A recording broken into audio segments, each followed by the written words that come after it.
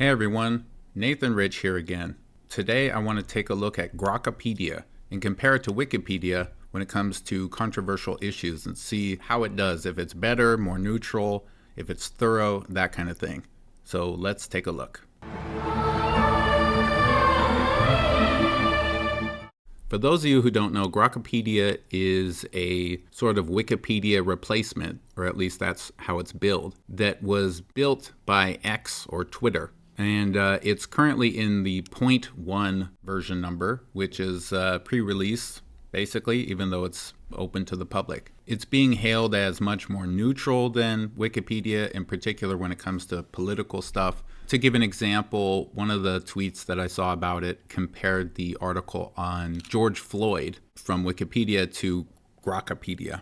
And essentially, the Wikipedia article makes it seem more of a clean-cut situation where George Floyd was just brutally murdered by a police officer and that kind of thing, and that the protests afterwards were, peaceful and I don't know, I don't remember exactly the details, but it sort of seemed like it was a bit one-sided, whereas the Grokipedia version tried to add more of the other side of things, kind of adding some nuance as far as that George Floyd was on drugs at the time, that he was a criminal, and that the death was ruled a homicide because the police officer kneeling on his neck at the very least didn't help him, but may have contributed to his death, which is slightly different than, George Floyd dying from the knee on his neck.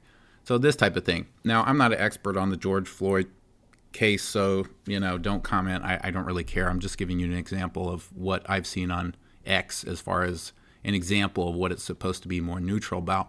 So I thought it'd be interesting to take a look at a historical event related to China, which I know for a fact is very poorly represented on Wikipedia, and compare that to Grokipedia and see if there's any room for improvement. So for those of you who aren't especially well versed with modern Chinese history, let me give you a little bit of background information on this incident, just enough so that you understand the actual facts of the situation, and then we can take a look and see how it's represented. In China in 1927, the communists and the right-wing nationalists were unified in government and in name and in armies and all that kind of stuff.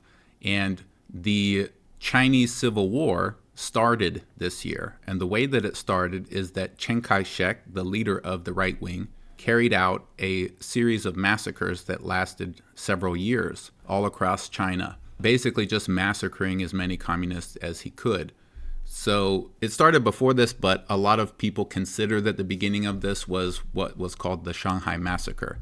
Again, this isn't actually the very beginning of the deaths of the communists, but this is the beginning of a movement that Chiang Kai-shek referred to as the purification movement that the rest of the world calls the White Terror. White Terror has been used to describe several events in world history. Normally, it's referring to a reactionary force carrying out a bunch of massacres and suppression of left-wing, usually communist forces. So there have been several White Terrors. There's been a White Terror in Taiwan, which happened later, and that's essentially a continuation of this, but the White Terror on the mainland China started in April of 1927. That all probably sounds a bit confusing, so let me boil it down to this. The Chinese Civil War started in April of 1927 when Chiang Kai-shek decided to massacre a bunch of communists in Shanghai and all over China. It was very brutal. There were hundreds of thousands at least killed. They were killed, for example, by being burned alive, by being buried alive, shot, beheaded, tortured to death.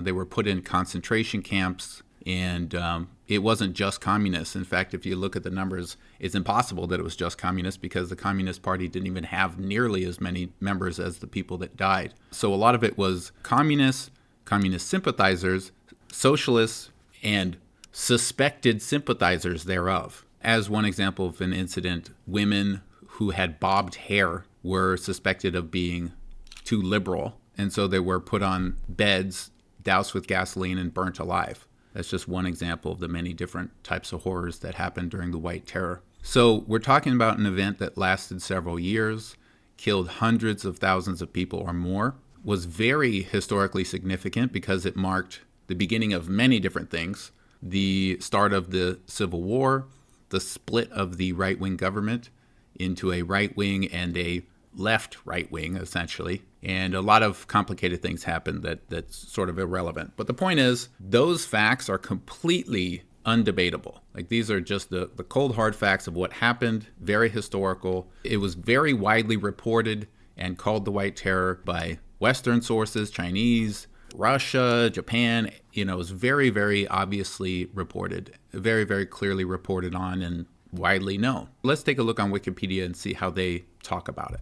So this is the article about it on Wikipedia. It says White Terror in China. The reason it says this is because there's been many different white terrors across the world throughout history.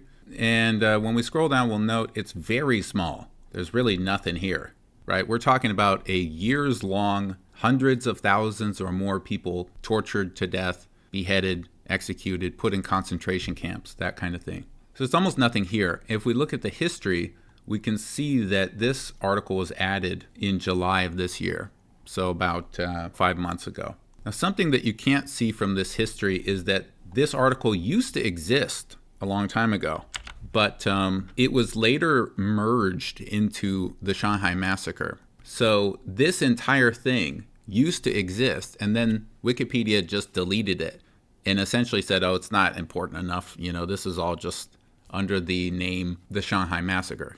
Keep in mind, the Shanghai Massacre was one of the early massacres that was part of the White Terror. So this is sort of like saying, oh, the Holocaust doesn't deserve its own Wikipedia page. Let's just roll that into Auschwitz. I mean, it's not exactly the same, but they're taking the larger thing and rolling it into the smaller thing. So a huge minimization of the extent of this. So when we look at the article, we find that there's almost no references at all. There's only 6. And it says, it began with the Shanghai Massacre and continued through the early 1930s. Estimates killed hundreds of thousands to more than 1 million. It ended the First United Front and nearly wiped out the CCP. Interesting that it doesn't really make clear that this is the beginning of the Civil War, right? Like, wouldn't you think that that's worth mentioning here?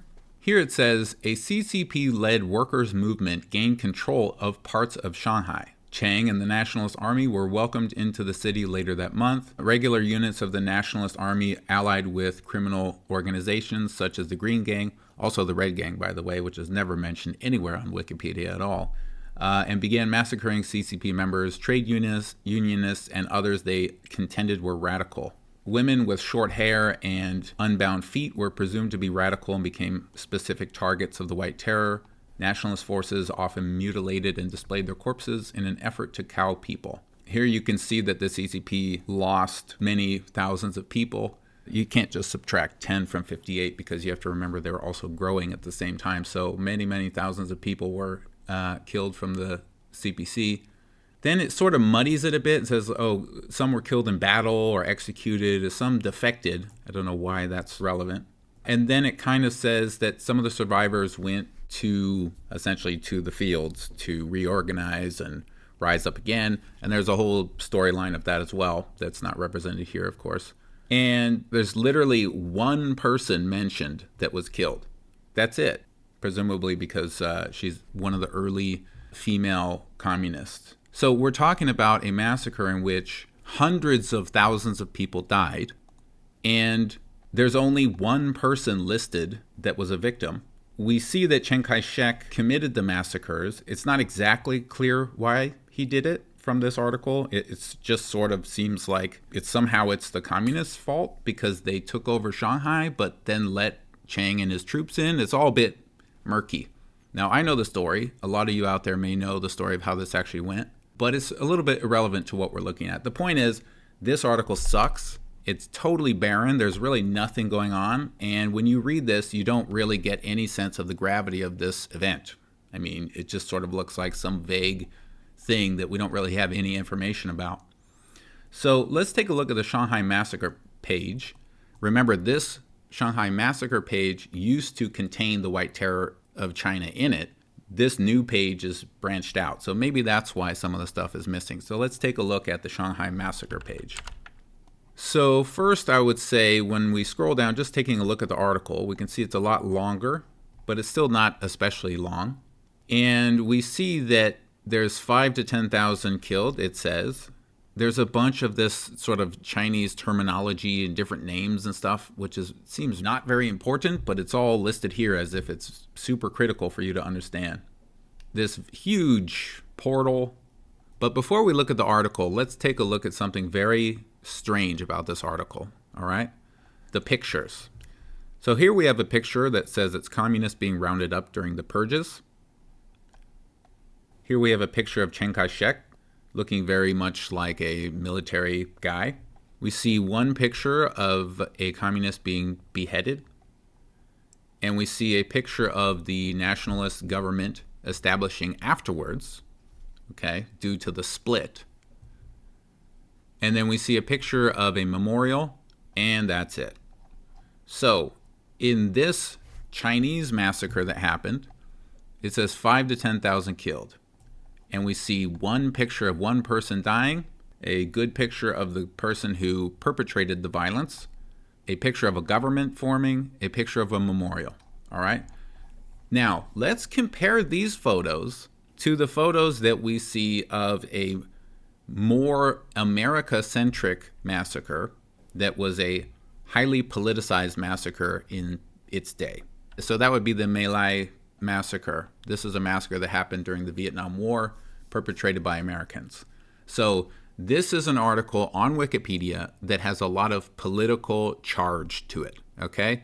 Let's take a look at the photos of this massacre. Now, first of all, this massacre killed around 500 people, okay? So this is much, much less than the Shanghai massacre and not even in the same ballpark as the White Terror. So here we have a picture of dead people. We've got a map of where it happened. And then we've got another map detailing the operations. Then we have another picture of a woman purportedly protecting her daughter from being stripped down. And then these people were all murdered. Then we have another picture of dead bodies. And another picture of homes being burned and bodies being burned. You also notice this is a very long article. Very long. It just keeps going and going. Down here we have even more pictures of bodies. Then we have museums and memorials and that kind of stuff. Okay? So, we're looking at a 500-person massacre in Vietnam, which was quite brutal, but also very famous and very politically charged. Something you'll notice here is that rather than just mentioning one victim and one person who perpetrated it, we have a list of specific people with their names and exactly what they were accused of or what they did. So many, many people here listed, Americans. Very, very detailed list of presumably every person that was involved and what they did. Other soldiers, media coverage, that kind of thing.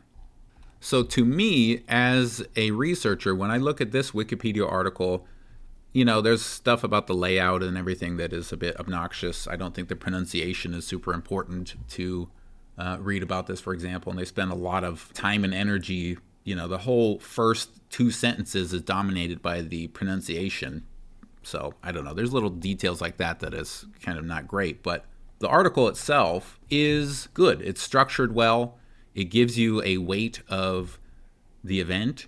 It shows you pictures of the brutality of it. It shows you how it was covered up, what the investigation was. It specifically tells you who was responsible for it, and that's very, very important. So, again, to me, I'm not saying this is a perfect article or anything. I didn't read the whole thing, but this looks like a good article for a massacre of 500 people, okay? So let's go back again and look at the Chinese one. So again, this is a massacre of at least 10 times as many people. And when we look at it, we see a picture of people walking. We see a picture of this guy being a general. We see one person dying in a picture that looks like it's from the 1910s. And then we see a picture of a government forming and a memorial. It's very short. It's sort of vague as to why it really happened. It's kind of confusing when you read it. You still don't really understand why it happened. And it's filled with a lot of this type of stuff where it's just, here's 50 different names for it and all these different Chinese characters. It's quite overwhelming to read. Again, there's really no perpetrators listed, no survivors really listed. That's it. And let's compare that one final time to the White Terror, which is orders of magnitude larger still. And here we have no pictures, nothing going on. It seems like this 1 million dead people, it's just sort of inconsequential. This is something that I notice with Wikipedia very often, is that articles about China tend to skew against China and tend to have very little information that could ever be used to create sympathy for the history of China. Forget about sides, right? This is an event. It happened. You could use this as a way of understanding the origins of the Civil War in China. And if you understand the origins of the Civil War in China, it's just very clear how it started. But when you read these articles, it's all quite confusing and it's never really spelled out. So we can see that Wikipedia's coverage of this leaves a lot to be desired. I don't want to go so far as to say it's intentionally set up this way, but if you intentionally set it up this way to minimize the things that happened back then, this is what it would look like. You put just enough down so that you can say, oh, look, we have an article on it. What do you mean? But there's really nothing here. And just to remind you, there is tons of documentation about this. There's lots of photos. There's videos. This is a very well-documented event that happened. So when we look at Wikipedia, it's just barren, empty. It seems to have a lot of bias by excluding information. Whereas if you look at something that's more politicized in America, for example, or in the West, those articles seem to be very disproportionately well-formed. So that's Wikipedia. Now let's take a look at Grokipedia, all right? Now Grokipedia seems to have read from an earlier version of Wikipedia because it doesn't have anything about the White Terror, which is a pretty bad sign. It has the Shanghai Massacre, and its article is quite a bit long. It has a lot in it. I've skimmed parts of it. It does seem to have more of a bit more information in it. It has decent references that seem a little bit, kind of well balanced, although some of them are a bit questionable, such as Quora. Obviously, the layout is nothing. I mean, it's just text, so this is almost unusable. It's actually worse than reading a book because the way it's laid out is like a wiki rather than a person talking to you. So, quite difficult to read. And let's take a look at how it portrays this incident. If you look on the left, you can see it's like terminology, names and designations, and all this stuff. It kind of like, get to the point. What is it? So if we take a look at the beginning, it says a targeted suppression of Chinese Communist Party members and sympathizers embedded within the Kuomintang carried out in Shanghai, resulting in the deaths of approximately 5,000 individuals. So this is definitely the most important part of the article, is this beginning part. And what is it telling you? Oh, the Shanghai Massacre, 5,000 people. Done. Later, it says, in the aftermath, there was a nationwide White Terror campaign, and that's about it. It doesn't have any numbers there. So again, we're talking about a series of events that killed 1 million people, more. We don't even really know, but it's a lot, hundreds of thousands of people. And on Grokipedia, the only number that we have so far is just 5,000.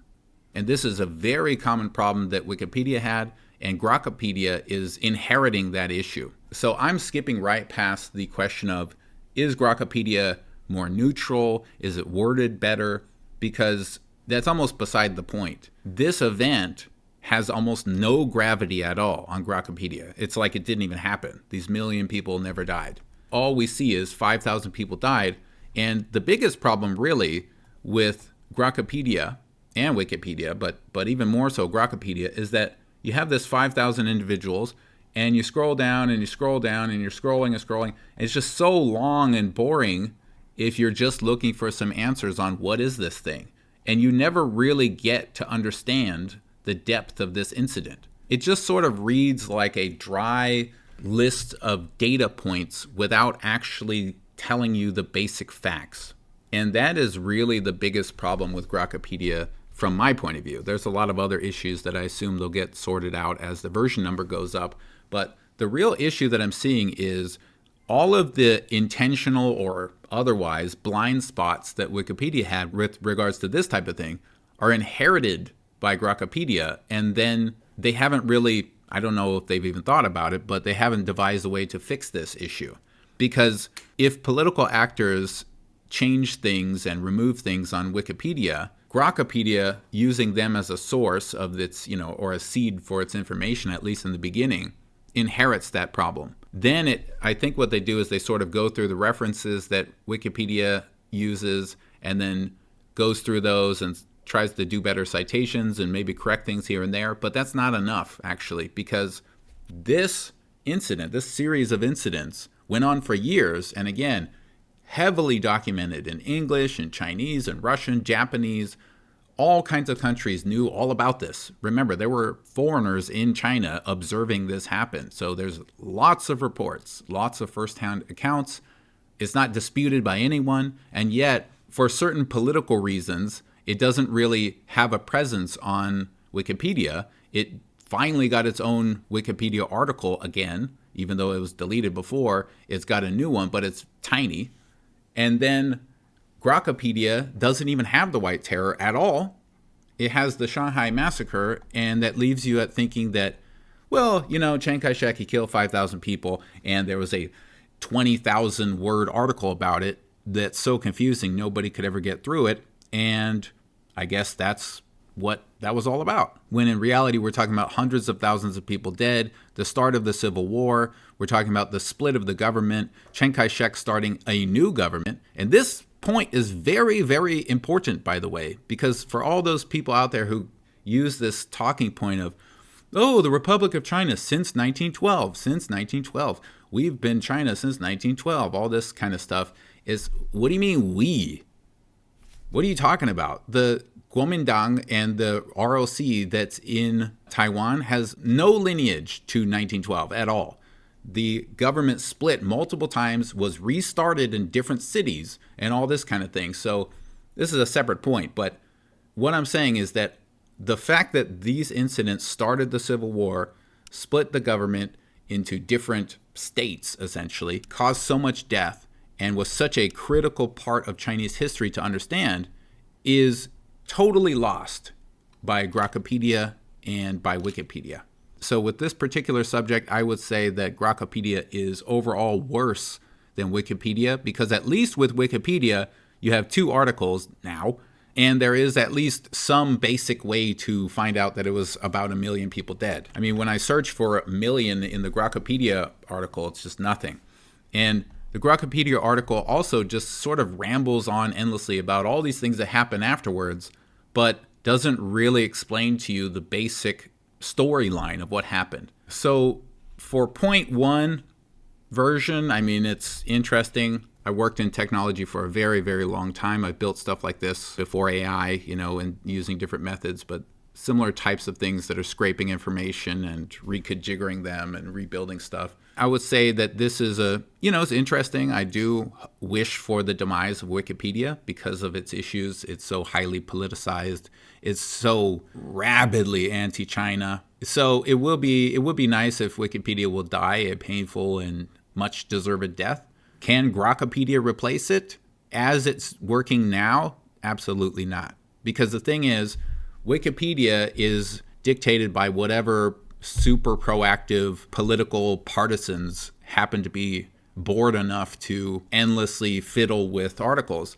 Grokipedia seems to be something which is essentially grabbing that and maybe some other sources and its general grok knowledge and trying to basically rebuild Wikipedia, which is not enough. It needs to actually, rather than trying to rebuild Wikipedia, maybe it should focus more on rebuilding, for example, the Encyclopedia Britannica, or these old encyclopedias that used to exist back when I was a youngster. One of the main problems with Wikipedia is it doesn't kind of just say, here's the important things you need to know, and here's a great understanding of the subject. And by the way, here's a bunch of details if you want them. It's more just, here's a tiny little insufficient overview, and then all these details. So if you want to know what happened with this event, you have to study the entire thing, and you have to check all the sources and all this kind of stuff. It's quite a messy and convoluted setup. My personal belief is that this muddled approach is often used to cloud the issue with certain articles while making other articles very clear. So if you're looking at two sides of an issue, one of them seems like, oh, well, the facts are there, but it's so muddled and long and confusing, you can never really understand what the point of this article is. But then the other side of that issue is just laser focused and highlighting and accenting things. So how do I think that Grokipedia can be better? Well, I believe that the best way to move forward for Grokipedia would be to access directly databases like JSTOR, like universities, but probably even more important than that would be Archive. Now, most people know archive.org as a website backup system, but few people realize it's also the largest library, and it has bajillions of books and newspapers and articles and all kinds of stuff on there. It's one of the sources that I use when I do my research. I mean, you can find everything. So if you want to know about the Nanjing massacre, you can go on there and read books about it to your heart's content. You can see newspapers from the day in various languages and read the newspaper as it was back then. So I believe that Grokipedia should find a way to not just, here's a bunch of articles, but here's a bunch of articles and let's expand them and reshape them into an encyclopedia so that when somebody comes to look up the White Terror, they get a great overview, very encyclopedic. Here's what it was. Here's generally what happened. Here was the ramifications of that. Here's the main things that were caused by it. Now we can talk about 50 different names it was called and, how to pronounce it in 10 languages and all that other stuff. Really organize it in a way that people get the knowledge as neutrally as possible, as quickly as possible, and as thoroughly as possible. So yes, this means that Grokipedia would need to do what on Wikipedia they call original research, something that interestingly is not allowed on Wikipedia, but is probably one of the biggest things missing from this type of thing. So what I mean is, I'm sitting here telling you all this stuff about the White Terror. You don't have to listen to me. This stuff is all coming from scholarly articles, books, eyewitness accounts, newspapers. I've done my research. If I wanted to add that to Wikipedia for some reason, I would have to sit there and painstakingly sit there and add one thing and then reference, and then someone else is going to come along and go, uh-oh, that looks like, it's a little too neutral for me.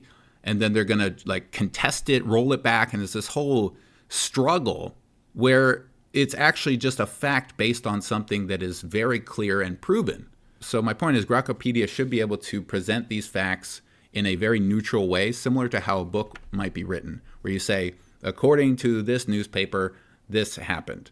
Or, accounts differed with this newspaper saying this, while the so-and-so allied newspaper this said that, right? Something along these lines. Wikipedia doesn't do this almost at all, and Grokipedia also doesn't do this at all. I hope that makes sense what I'm trying to say. Grokipedia should be adding things, not just going through Wikipedia and trying to neutralize some of the verbiage. Just a quick video. I wanted you guys to see Grokipedia how I see it, which is it's an interesting concept. It's not ready for prime time. If you really want to impress me, I want to be able to go on Grokipedia and learn new things, not just stuff from Wikipedia that's 1/10 of 1% of the knowledge that's out there on the subject. So when I look up the White Terror on Wikipedia, I skim it and I go, oh, a few people knew a couple of things about it and they added a thing here or there, but they're missing 90% of the entire thing. When I look in Grokipedia, it's not even there, right? So what is ideal is that I go to Grokipedia and I, a well-researched person, learn a ton of new stuff and go, oh, I did read that book, but how did I not know that? Let me go back and read that book again. Or, oh, look at these sources. I didn't even know about those. So that's what Grokipedia, I think, needs to do if it wants to beat Wikipedia. And I hope it does do that, because Wikipedia is a disgusting cesspool of anti-China activists and far-right psychos, and it's just insane. So hopefully our AI overlords can finally do the right thing and just tell us what's true and don't let us ask any questions anymore. Anyway, so let me know what you guys think. Have you checked out Grokipedia, and what did you find when looking up articles that were interesting to you? If you're not a channel member, be sure to sign up. If you have some video ideas that you think I should do, send them to me, add them on comments or whatever, and I will take a look. Until next time, I'm Nathan Rich. Thanks, everybody. 谢谢.